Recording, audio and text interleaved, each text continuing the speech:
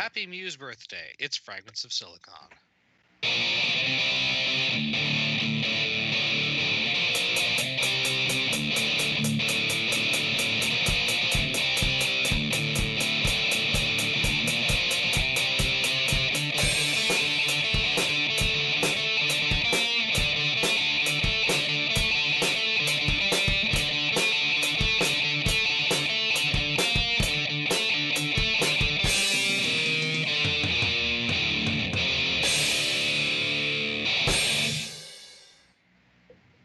Right. So, welcome to another installment of Fragments of Silicon. I'm your host, Adam. Joining me, as always, is the regular crew. And downward, we shift to the news. Let's see. I don't know. Petty, why don't you start us off this week?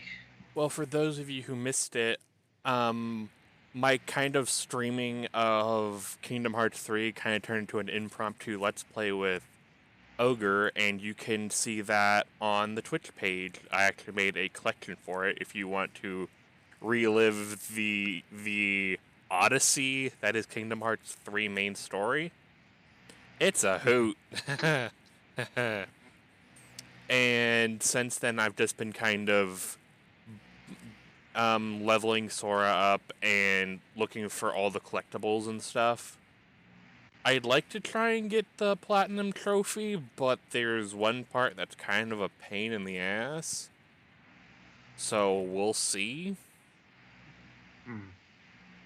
As far as personal stuff, not really a whole lot's been going on. I've still been having problems with my knee. So that's fun. And yeah, it's just been cold, and I think it's either iced over already or it's getting ready to start freezing rain, so that's gonna be fun. And yeah, that's really it from me. Alright. Gullet? Not a whole lot going on here. I've been playing a little bit of Dragon Marked for Death, the new Inti Creates game, which is interesting but is better in multiplayer, and I haven't had time to try to get a friend to get it, and I haven't really tried playing it online yet, but I've been enjoying it pretty well so far. It's been really warm the last few days. Thankfully today was, I'm not complaining about warm weather, but it was a little bit unseasonable. Oh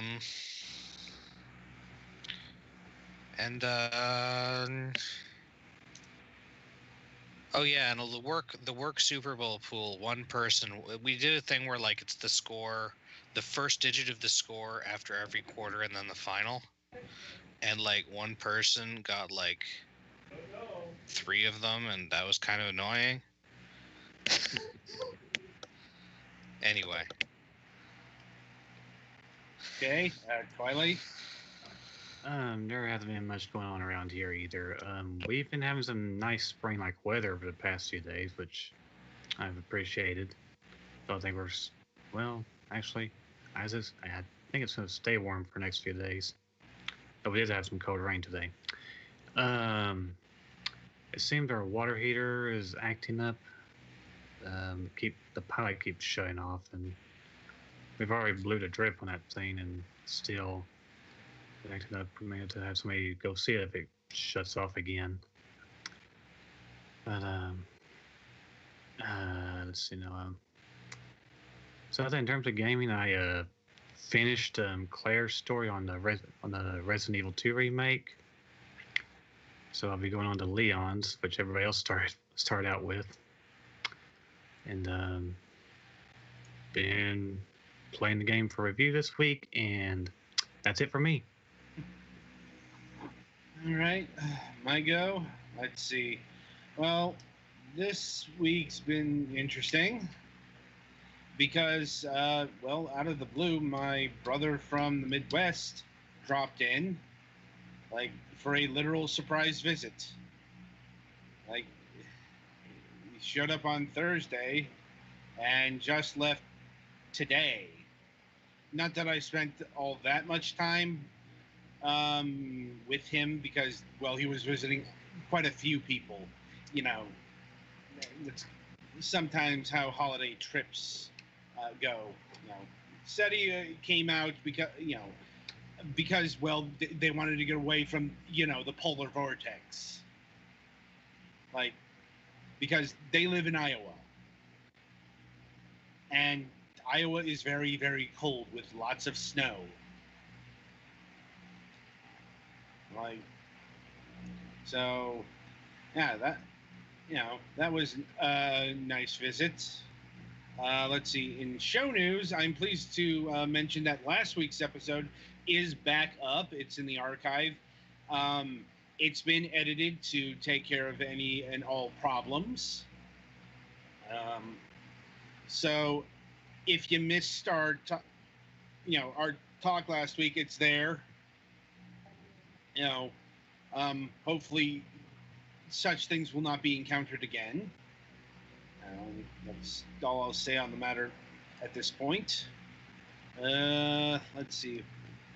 And as far as the Super Bowl went, yeah, I didn't watch. Nobody watched. Nobody's teams were in it this year. Everybody's team was in it. Oh, what? Yeah, you're a Patriots fan? I live in New England. Right. That doesn't necessarily mean you're a fan of the team. I care about sports exactly enough to be a fan of whatever the local teams are. And I still didn't watch much of it, but I popped in occasionally. Mostly it's an excuse to get like sushi and fried food from stuff to eat for dinner. Duly noted. But I'm willing to say that you don't care all that much that the Patriots scored another win. Not really. It was an interesting game, though. That certainly wasn't the social media reaction.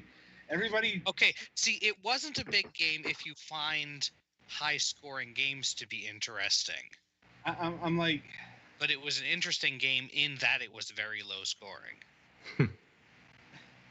Yeah, it's a topic of conversation for after the show, though. Like, again, I'm not like super into it or anything, just like casually observing. Yeah. Anyway, I think that's about it for the news this week. So merrily we shall roll along to the interview portion of the broadcast. And joining us this week, well, if you don't know who he is by this point, I'm just going to assume that you're new to the program as a whole. Indeed, as we welcome John Pickett of MangaGamer here once again. Hello, it's good to be back. Indeed, always good to have you. So how you been doing? Doing well. I finished up the translation for Maggot Baits, and the editing on that's done too. So now we've got that sent back off to the developers clock up to do the programming on it. Like, God, how many years have you been working on that title? I think I was only on that one for maybe 1.5 at most. Nothing like with Da Capo 3. That was the one that took me years. Right. It just feels like it's been a long time. Which I guess it technically has. Mm-hmm. Just not as long as you had Da Capo 3. Yeah. But I'm assuming the release date's on the horizon then? Yeah, we'll almost definitely be seeing it released this year. How soon we see it this year is going to be dependent on the developers, but... So, are you looking forward to this game getting released? Yes, it'll definitely be interesting to see the reactions to it when it comes out, and see how many people can actually see through all the violence and gore and depravity to find the underlying story and themes behind all that. Well, I'm just hoping the underlying story isn't, say, like, how to raise a shield hero.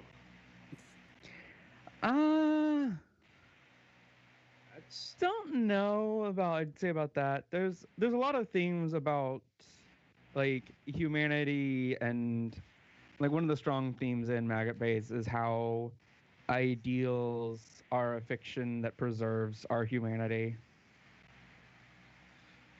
How unexpectedly philosophical. You know, it's like I'm imagining not a lot of people would, if they're playing it for that, they might know that that's there.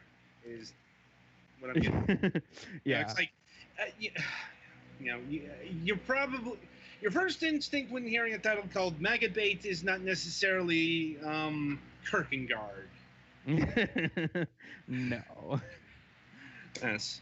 Anyway, so um, shifting to more. I hesitate to use the word recent. More well of the now, I guess. Projects. Let's Hmm. see. Well, first off, we have Kindred Spirits on the Roof. More specifically, Kindred Spirits on the Roof full chorus, because, Kindred Spirits on the Roof, its release is a couple years old now. What did it come out, like 2015, 2016? It was a couple of years back. The drama, yeah, 2016. Yeah. So it's been around for a while, and it's, you know, Actually, this month, 2016. So 3 years ago. 3 years. And yeah, it's I suppose one of the more notable Yuri titles of the last couple years. Oh, absolutely. Yeah. Like, right. For those who might not know what Kindred Spirits on the Roof is, um, it's a. I hesitate to use the word. It's not. It's not quite a Yuri dating simulator, but it's not off the mark either. I mean, yeah, there's not a lot that the user do to control who dates who, but it absolutely is all about the different couples, the different Yuri or lesbian couples within the game. Yeah, it's more about Toomey playing Cupid, basically, with all these various girl couplings, and she's assisted by two spirits, who have been there for X amount of years. They've been around the school grounds for a couple decades. Yeah. It's like, and there's a whole fell in love with each other. Yeah, the ghosts fell in love with each other after death, and now they're trying to pass on, but they don't know how to consummate their love, so they can. I'm like, I suppose it's hard to do that when you're incorporeal. But not if you ask Milton. I'm like, well, apparently these two haven't figured out that stage. I'm like, that's maybe one of the goals here. I mean, I suppose like the overarching super goal is to create what the game calls a Eurytopia. I'm like, I gotta ask, was that something you guys came up with, or is that from the original translation? It's one of the lines that the ghosts actually says in game to me, is talking about how they want to create your Eurytopia. She loves her bad puns, and so it's one of the lines from the game that sort of works very well for pushing the title. Yes. Now I suppose it wouldn't hurt to ask. This game is rated for adults on Steam, but I'm wondering, is that due to adult content, or is that due to quote unquote adult themes? So if we were to go put the game through the ESRB, there's a good chance, but not a guarantee, that it would be rated mature. Because the game does contain, I want to explicit sex scenes in terms of the descriptions and the texts being explicit, but the visuals that you're presented with use clever artistic direction to avoid the display of genitalia. So you don't actually see anything. It's all text. You see plenty of nudity, and you see naked tits, but you don't see the goods down below. I see. Okay. I was wondering about that because, well, That was part of how we were able to get it back on Steam back in 2016, way before the recent policy craziness. right, right. It's more, well, when I talk about subject matter, okay, this is a work of gayness, and yeah, that has, yeah, Yeah. A story with lesbians kissing gets rated as harshly as a story with an actual sex scene if it's hetero. Yeah. Sometimes. it's like maybe not that extreme, but yeah, it's like story with gay content tend to get more adult rated due to various factors. So just making sure that it wouldn't be due to that. Yeah, I mean, ultimately, I'd say you could. It's probably close enough to what you see in like Dragon Age and Witcher if those scenes were a little longer. Mm. Like, right? Though I suppose a difference is those are put out by major companies. Yeah, so they get a blank, a ticket to go scot free and do whatever they want. Well, women's genitals may still be out of bounds because I still remember Ubisoft getting into trouble for that with one of their games.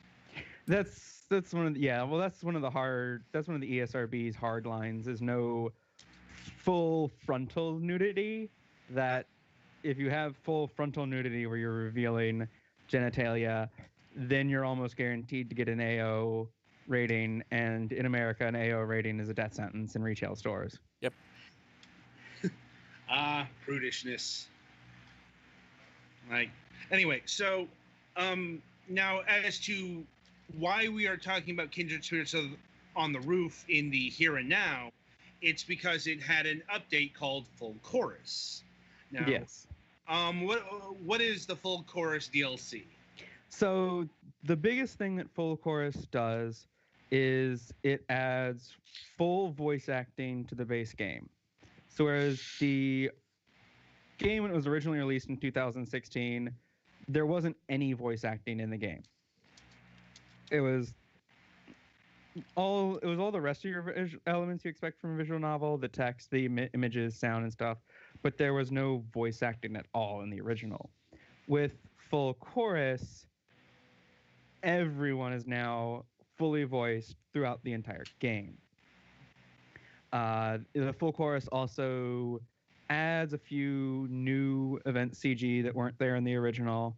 It also adds commentary tracks from the new voice actors that you can listen to after you've beaten the game. And it also comes with a special drama CD that adds about 90 minutes of content. And the Full Chorus drama CD is entirely separate and different from what we've already released with the other 4 Kindred Spirits drama CDs. I gotta say, that's a substantial update for a game that's 3 years old now. Yeah. Oh, also with the update, we were able to update the engine that Kindred Spirits is running on. So the Full Chorus version is now also natively compatible to Mac and Linux systems. Oh, neat.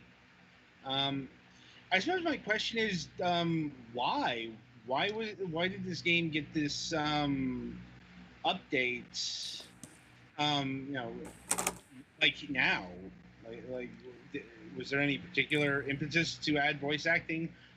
I mean, in all honesty, it's probably a decision that the developers made because of how popular it was in the West and how well it sold here. Fair enough. No. Because the original Kindred Spirits was created well before 2016. Oh yeah. For those who don't know, this game is in 4:3 aspect ratio. That's how you can tell it's older. Yeah. There's not many games that are going for the, this is meant to be played on a square monitor aesthetic. Yeah, the original Japanese version was actually, like, when it was originally released in Japan, was March of 2012. So about right. Like, and It's actually still fairly late for a 4x3. indeed, like, Yeah. And so, like, yeah, the Japanese version of Full Chorus wasn't even released until this year, or 2018. like, and did you have any input on the the DLC, or is that all the developer? That was all the developer. They handled all the casting and stuff like that. Um,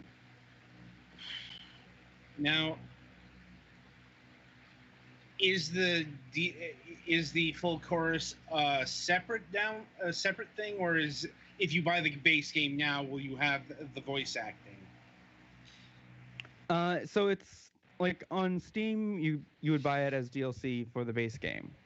If you go to our website, we offer both the DLC version for people that already own the original, or you can buy sort of the combo pack that's the original already updated with the DLC. And has there been a response to the voice acting? Like, have people commented on it?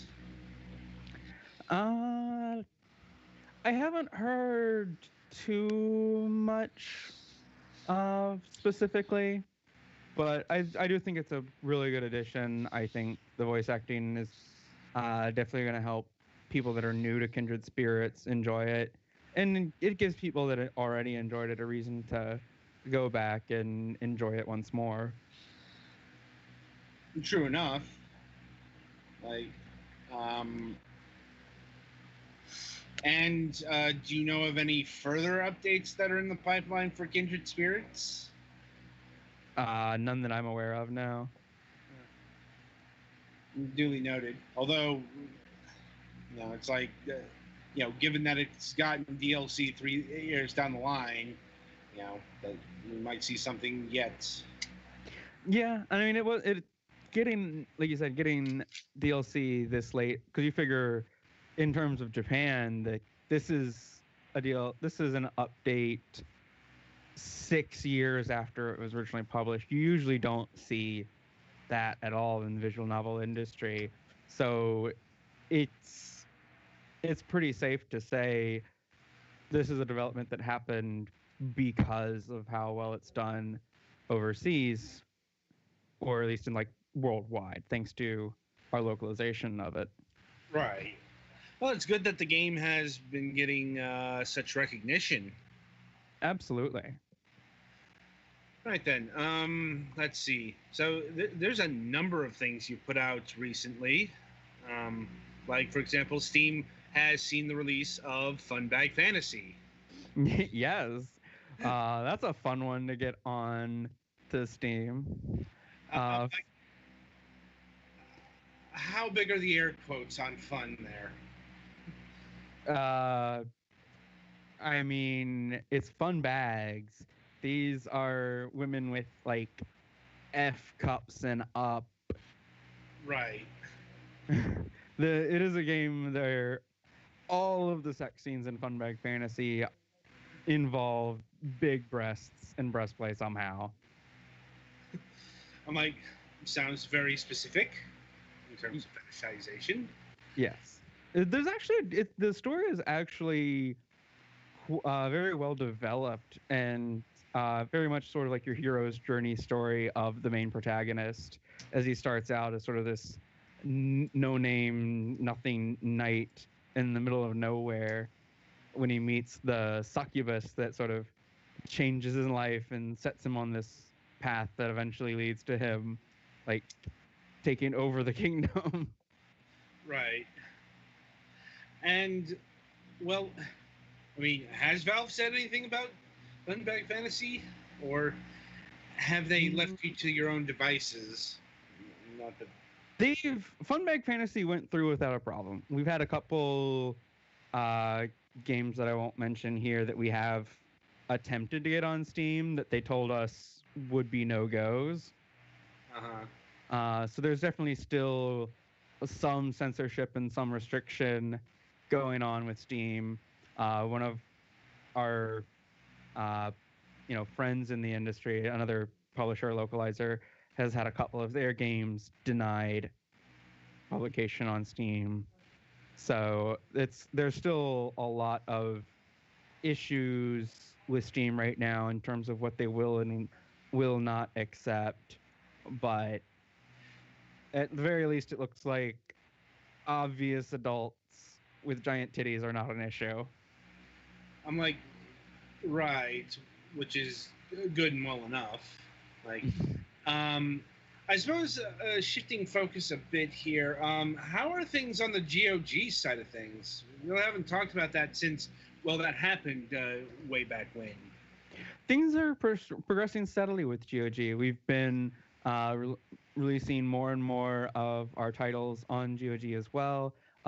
Most of our more recent releases have actually been able to see release on Steam as well as GOG, often at the same time.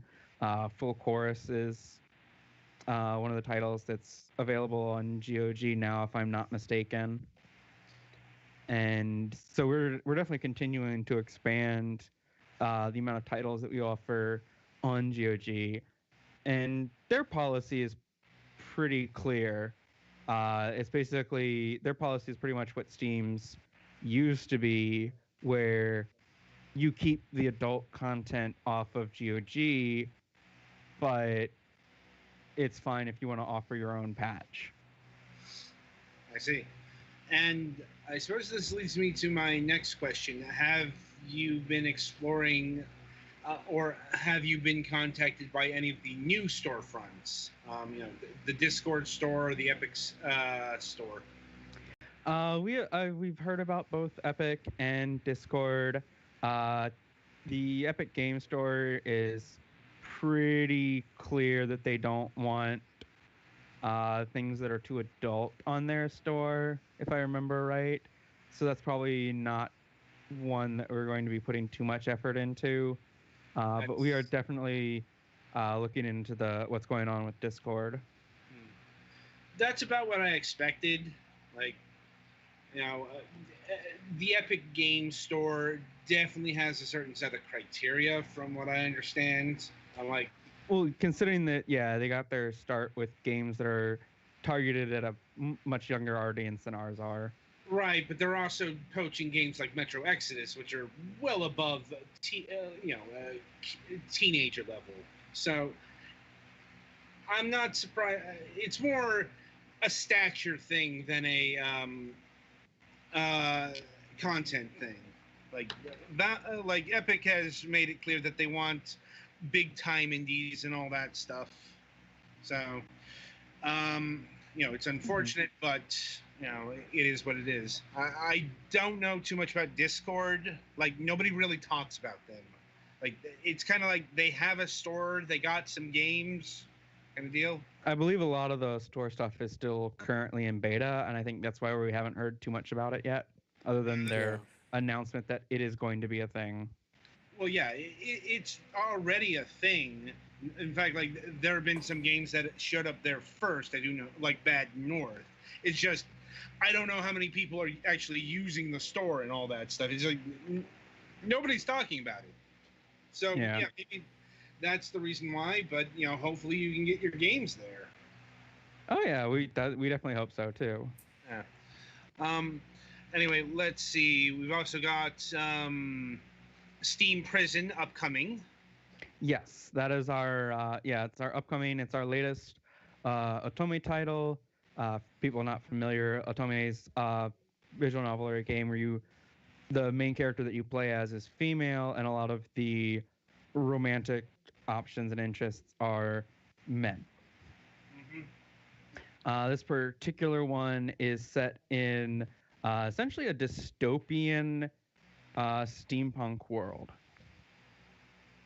So the main protagonist, Cyrus, she lives on what's called the Heights, which is sort of this beautiful utopian like city country where like everyone is taught that what they call the depths, which is basically the rest of the world below them, is this like utter like insurvivable cesspit that exists after very terrible things happen to the world.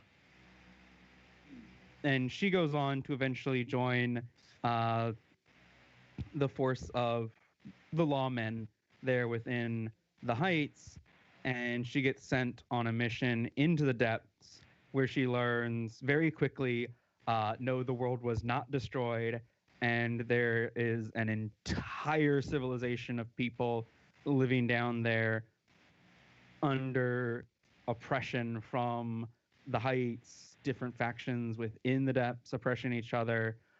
Throughout the game, she ends up having to sort of face and deal with the corruption that's hidden away within the utopian heights that she comes from.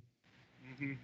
And so a lot of the game, one of the focuses on the game is sort of her ability to relate to and empathize with the various male leads that have ultimately been traumatized and broken for one reason or another, or one way or another, due to this oppressive society in which they live. And it's you as the player are actually sort of driving those choices to determine how much she empathizes, who she empathizes with. Hmm. And that helps direct a lot of where the story goes.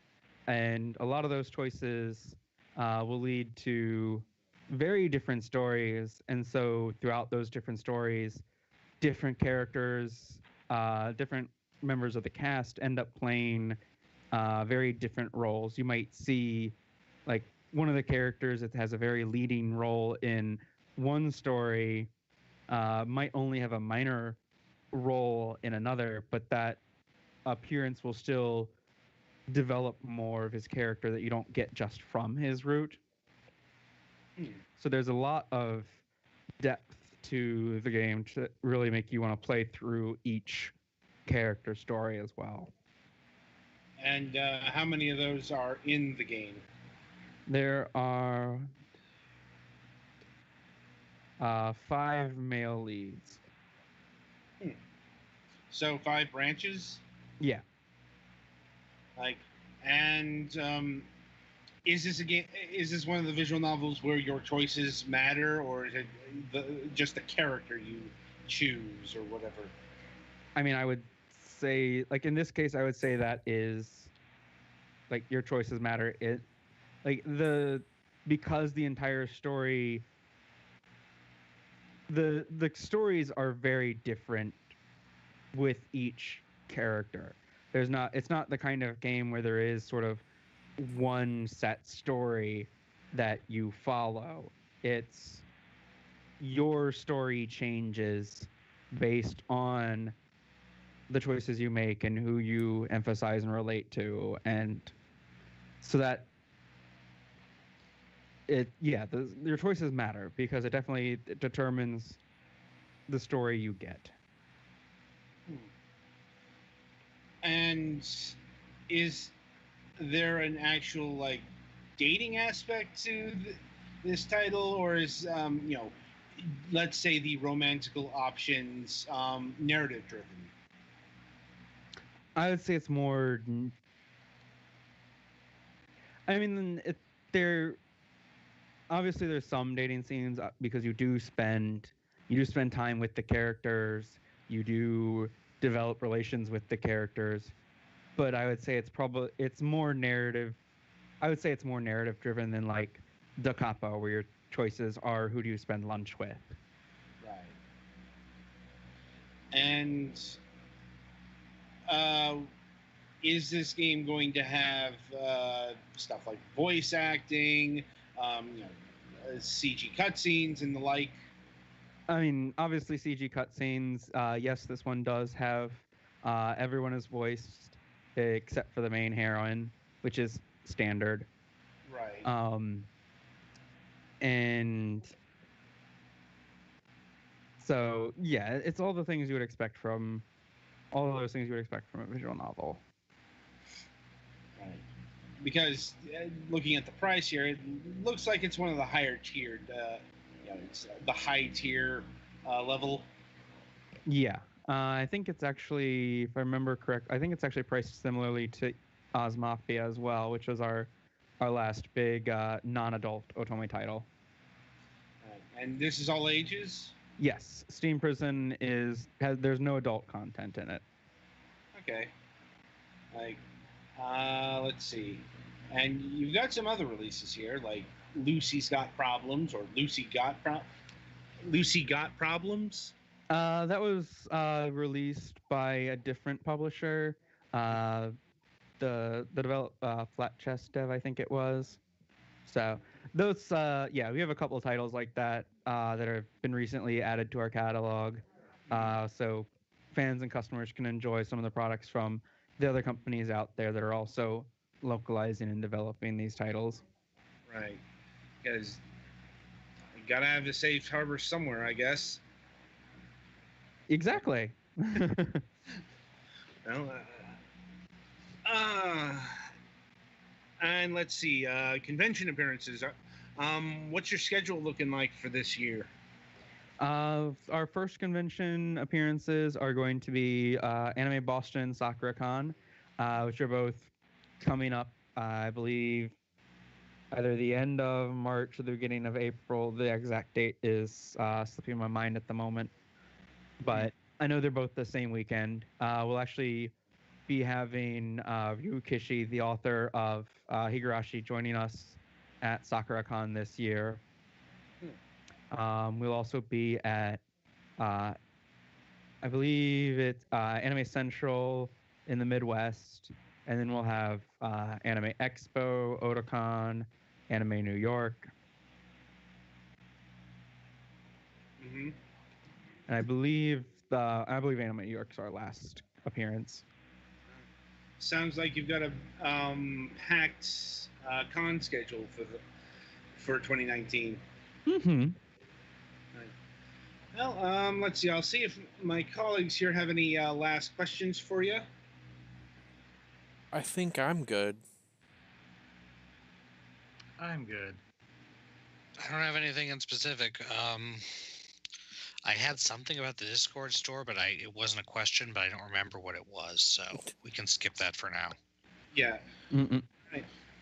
Well, once again, the major titles here were Kindred Spirits Up the Roof, Full Chorus, and Steam Prison.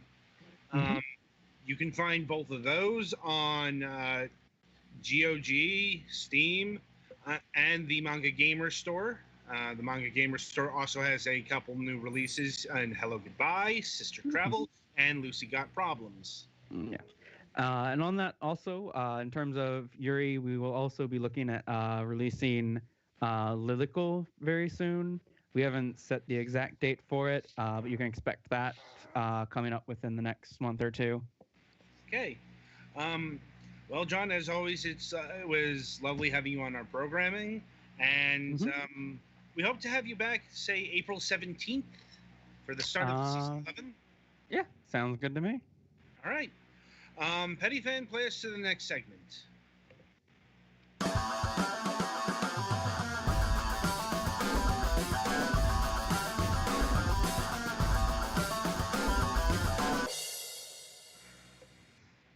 All right, welcome to the topic of discussion. And this week, things should go smoothly. Hopefully. It's like I don't think anyone has any insider info on Metro Exodus. At least in this current chat. True enough. So that's what we're talking about this week. I mean, I know this happened like a week and a half ago. But the imbroglio has been boiling over. So, in case you missed it, and if you did, I'm impressed by the rock you're under. Yeah, can you invite us in there? Yeah. It's like, right. So, the Epic Games Store, the in its infinite wisdom, decided to make a deal with Deep Silver uh, over the hotly anticipated Metro Exodus, which is the third title in the Metro franchise. It's one of those franchises. I have both Metro 2033 and Last Light on Steam. I've had them for ages. It's just, they've been sitting in the backlog. Yeah. I bought them a few years ago and beat the first one. Haven't gotten to the second one yet. But anyway, this isn't about the Metro series proper. We're not talking about, what the Metro series is and why it's so beloved and all that stuff, and why Metro Exodus is, was so anticipated. Like, those are the things that made Epic throw lots of money at the publisher's feet for them to make that game exclusive to their store. Now, timed exclusive, but yes. Well, yeah, it's a timed exclusive. All right, and it's also, if you pre-ordered prior to, and even like a few hours afterwards, you'll still get the game. If you got the deluxe edition, the gold edition, whatever they're calling it, you will still get all the DLC. It's basically being, still supported and all that, because this was a very last minute deal. And yeah, the game's coming out, next week? Yes.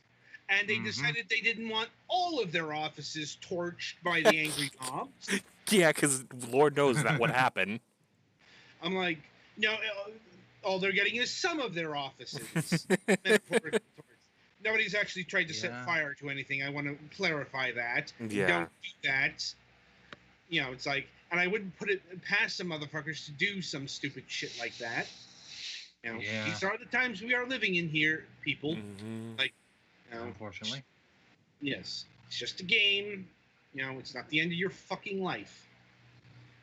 That being said, yeah, this was, oh God.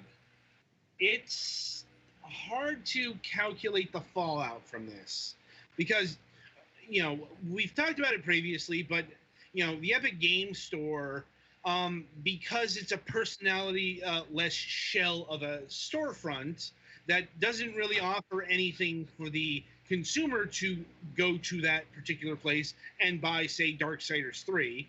Like, Epic, I have said this, and I will continue to say this, Epic launched this thing not ready for prime time. Well, the only thing it was ready for was Fortnite. Well, they had, they are playing catch up to Steam as it is now. Now, yes, now certain features, they have differences in implementation, like forums, reviews. That's all opt-in, and apparently support tickets are going to be opt-in as well. That's stupidity for another day.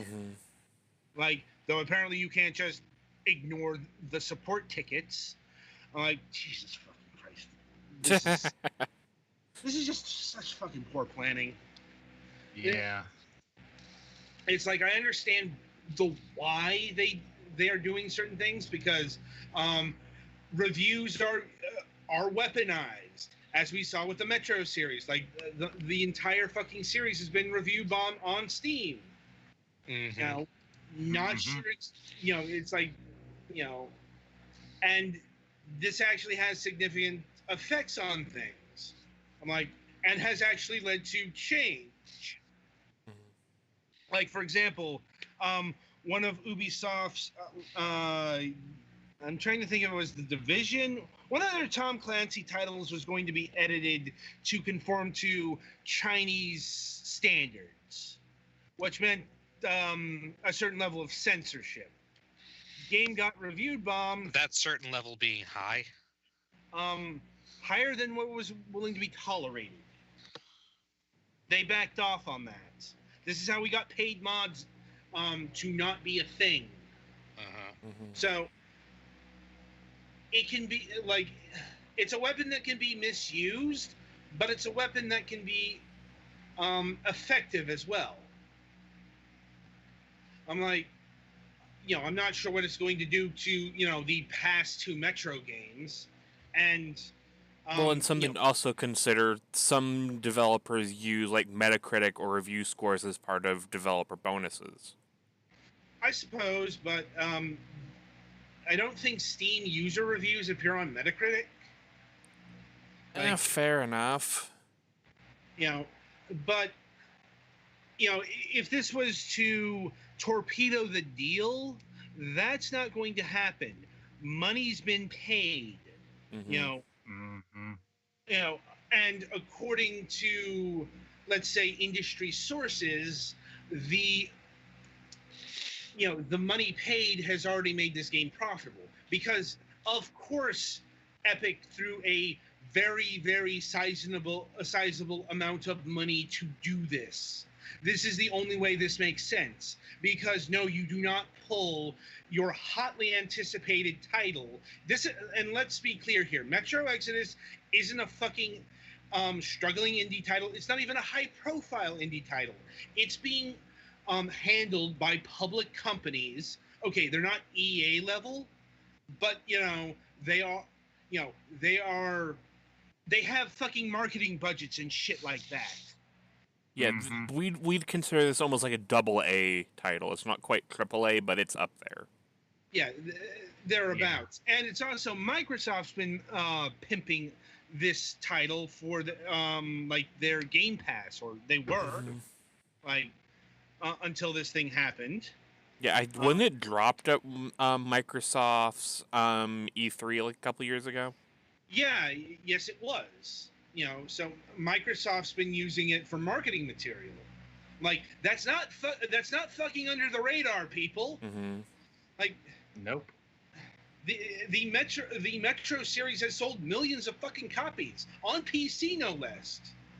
Like, this is the reason why Epic fucking made this deal, because they can't actually compete with anyone on an even keel, because no matter how many, they're Epic, but their store's just starting out. Yeah.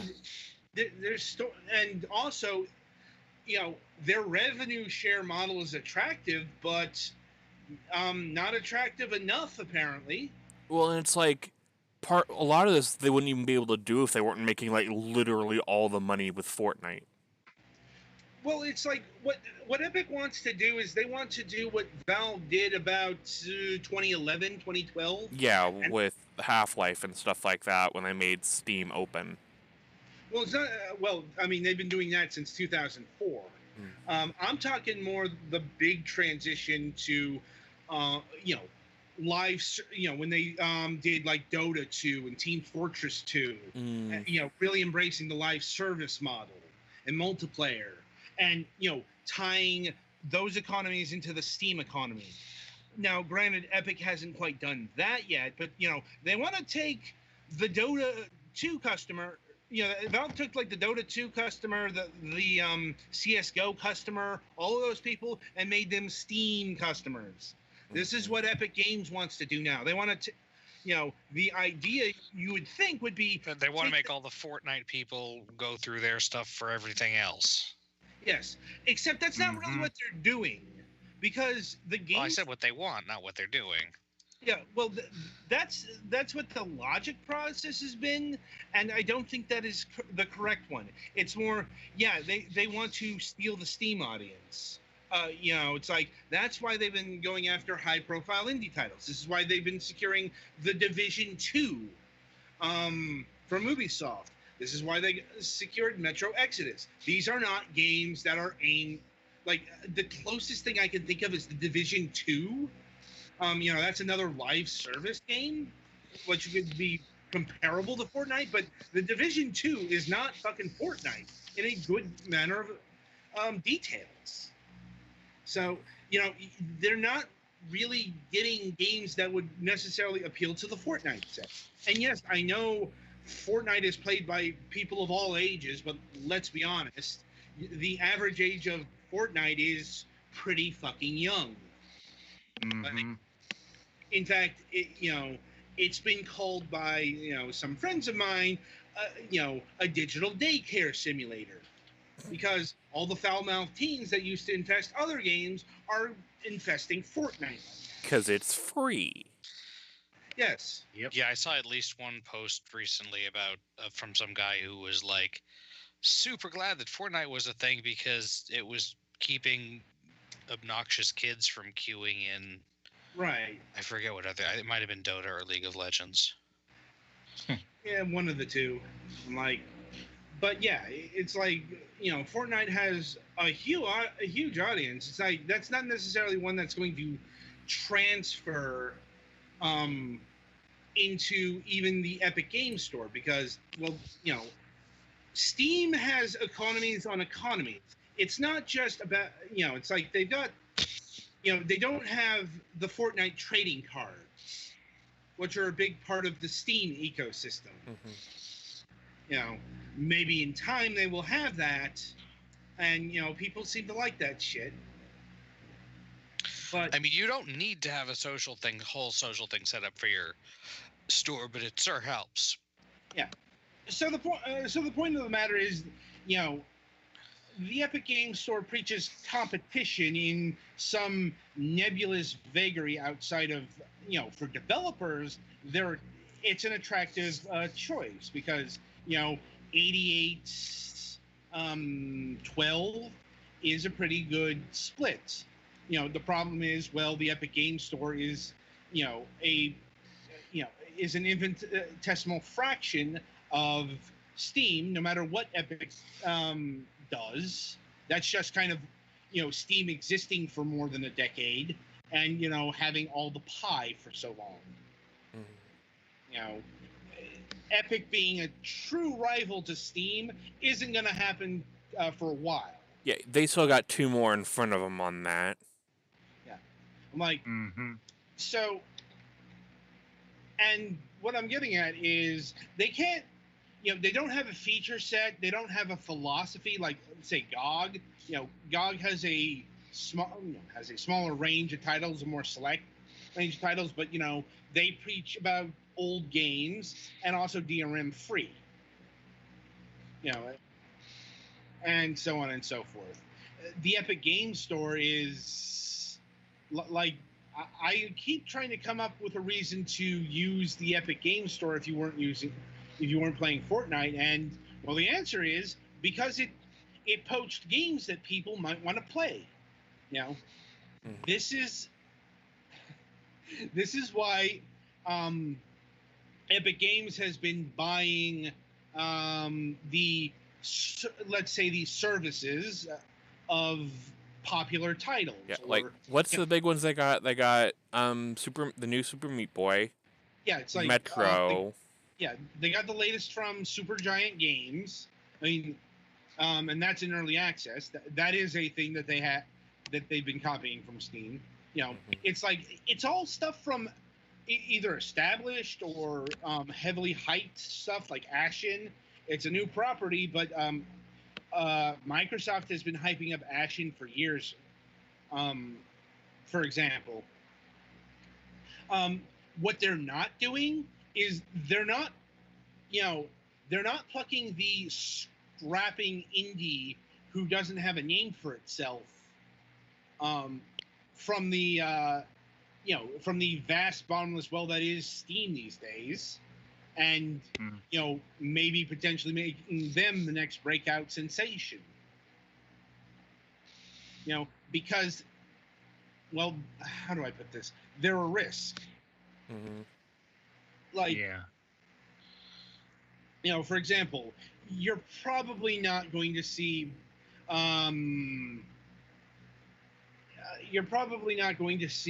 Epic poach a lot of the games we review.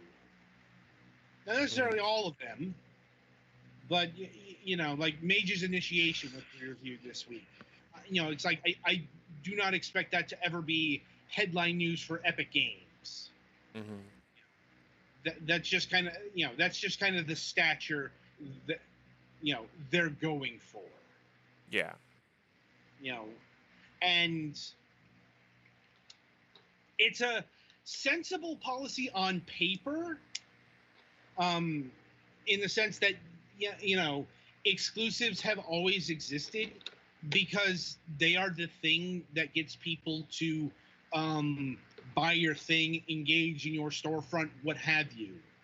I'm like, yeah, but first of all, there is a difference between Valve having its own games on its store, EA building its own storefronts, even Fortnite on the Epic Game Launcher, like that's their stuff.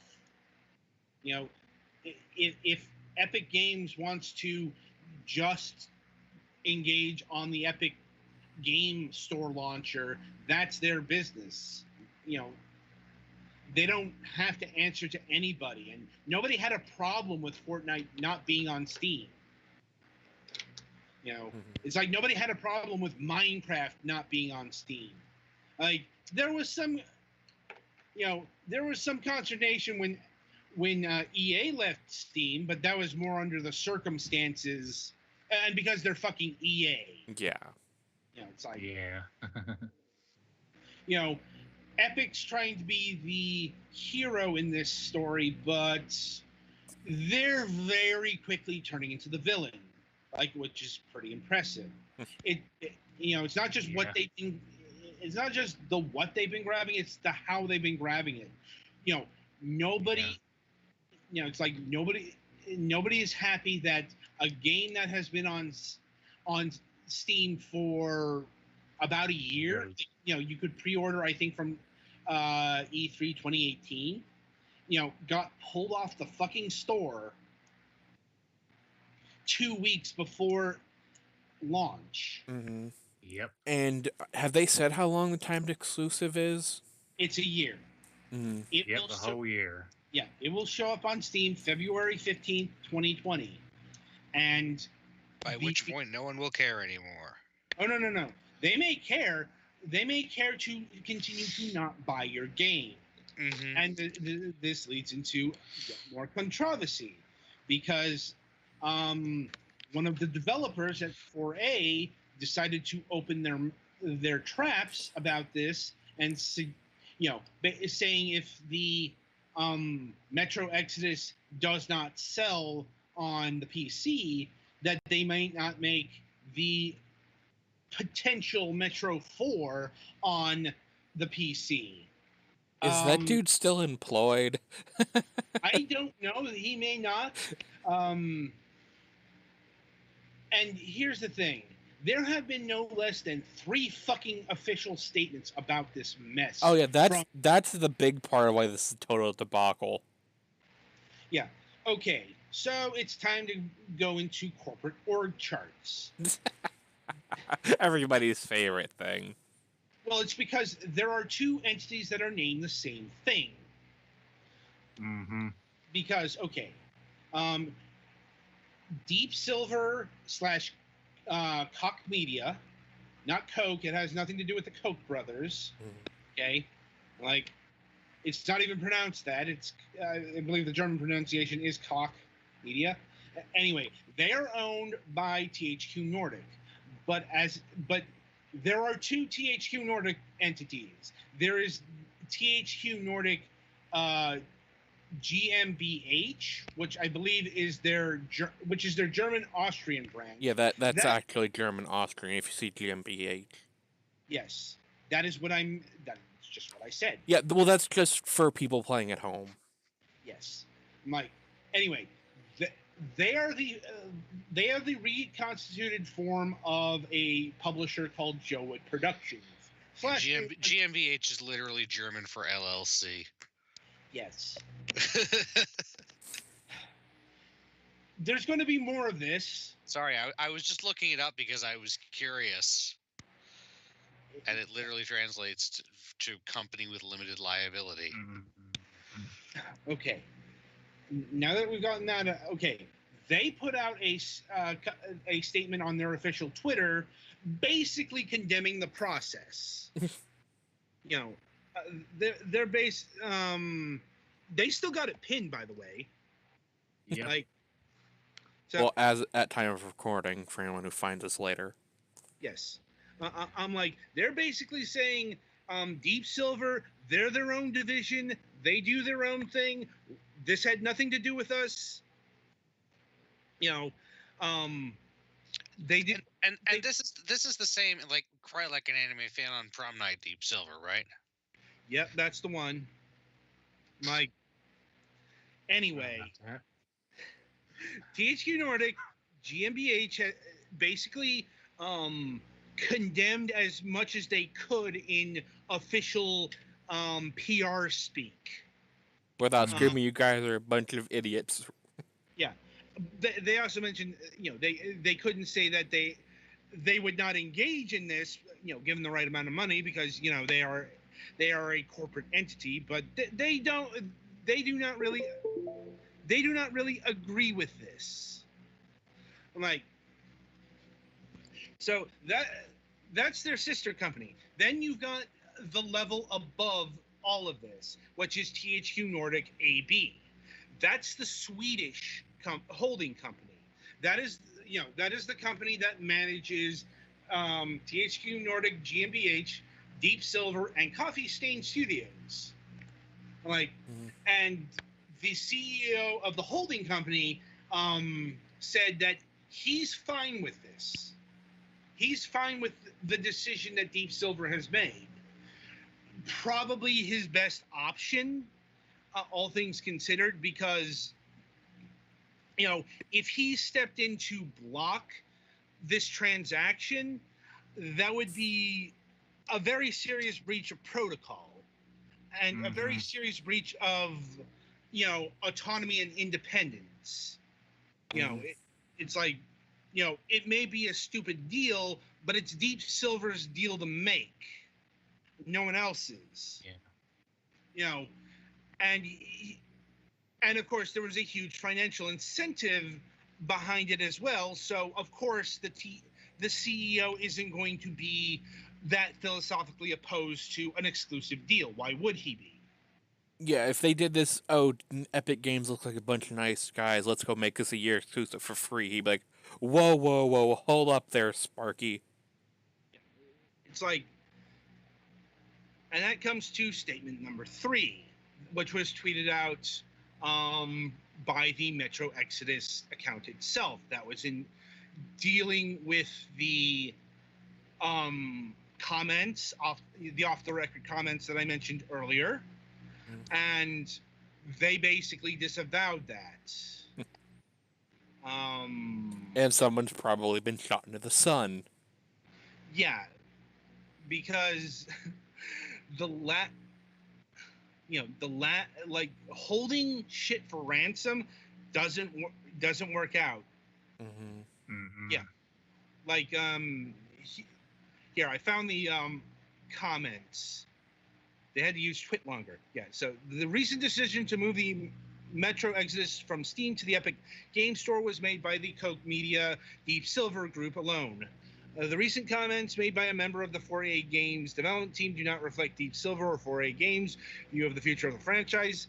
They do reflect the hurt and disappointment of a passionate individual who has seen what was previously nothing but positive goodwill towards his work turned to controversy due to a business decision that he had no control over. We respectfully ask that any and all valid feedback over this decision be directed at Koch Media / Deep Silver, not the developers at 4A. The future release strategy of the Metro series lies with Koch Media / Deep Silver. Our decision to partner with Epic Games was based on the goal of investing in the future of the series and our development partner at 4A Games. We have every intention of continuing the franchise, and a PC version will always be in the heart of our plans. So yeah, it's basically, don't listen to this guy. There will be, if they do a Metro 4, there will be a PC version of Metro 4. It's like, that being said, he decided to open up his mouth about the situation. And he's a fucking developer of 4A Games. He is, I'm like, this is why people don't fucking talk about this shit. Yeah. It's because you are a fucking official developer of the franchise. Your statements may be construed as official statements. Mm-hmm. It's why people have to watch what they say when they come on our show, for example.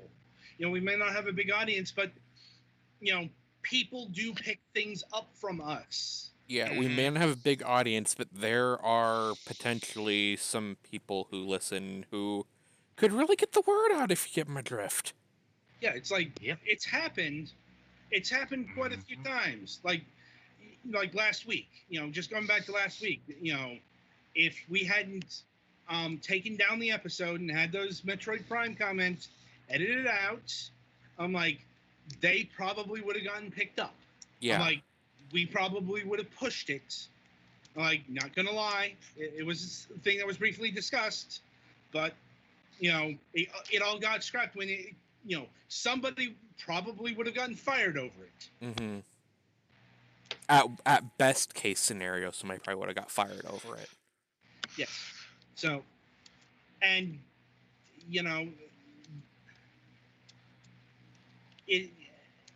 it's not to go further into that controversy, but it's why if you are somebody in an official capacity of something or know somebody in that official capacity, it's why NDAs exist. Mm-hmm. Like, it's like we have no idea who exactly that guy is other than he worked at 4A. He could have been somebody who worked in PR. Well, he's a developer. Well, yeah, we know that now, but at the immediate time, nobody knew other than people at 4A if he was PR staff or just developer. And that's another thing. He was speaking about things he had no fucking control over. Mm-hmm. That's what this statement here is really tearing into. Like, the developer, stepped onto things that are not his decision to make. Mm-hmm. You can debate whether that is right or wrong, but it's like versions of things. Yeah, that's usually determined by a publisher, maybe the developer and publisher together. Mm-hmm. But the developer unilaterally stating what is to be the future of the franchise, it doesn't go over well. Especially since in this case, Deep Silver clearly has a very big voice in the future of the series. It's like, especially considering that Deep Silver was the one who made the deal. They caught to that. They're basically saying, if you're going to be angry at them. And sure, people are angry at them, but he also decided to say things that were going to inflame the hatred thing, the flames of hatred even further. Like, it's like you've already restricted this thing to one store to not release on the preferred platform. That's not going to make people happier. And that's not going to make them buy your game harder. Like, this is why Epic is going to have to be very careful in the future, because they're on the precipice of becoming, really fucking hated by the very people that they're trying to court. Mm-hmm. And not for any good reason. Yeah, because could you imagine if they didn't honor the Steam pre-orders? If they told them they had to wait a year to get their game or rebuy it on Epic? I'm like, the PR disaster from that would be immeasurable. Yeah. Yeah. It's like, and one last thing about this situation is we may see it repeated. We may see it repeated again soon. Because I am not sure of much, but I am sure of this. I am sure Epic Games is going to continue grabbing games from Steam. Mm-hmm. What games those are, I could not tell you. It's like I could probably tell you a good chunk of games that they wouldn't get for various reasons. Either they see it as gutter trash, like a big thing about the Epic Game Store is it's supposed to be very curated. It's keeping the Jim Sterling video fodder off their streets, so to speak. It's like, so it's hard to say in that regard, but like potential targets. One that I've been hearing recently is Sekiro, the new From Software ninja title. Sekiro. There Sekiro, yeah. Yeah, it's like I've heard that one mentioned. I don't know if that's an actual target because they haven't gotten anything from Japan yet. Mm-hmm. Plus, Sekiro is a thing unto itself because that's a game that actually has multiple publishers. Activision is only the North American publisher. From Software is like the Asian publisher. So they'd have to go to multiple entities. I'm sure they can do that. They've got the money and connections, so still a target. But, whatever else out there, maybe not. We're not, like, Epic seems to like this bombshell approach to getting exclusives. Mm-hmm. I guess another potential one like the Outer Worlds, that would have its own complications because of the Microsoft factor.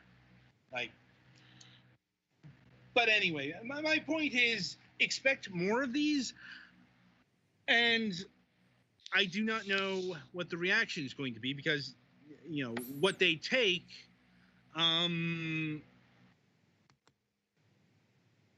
it's unknown.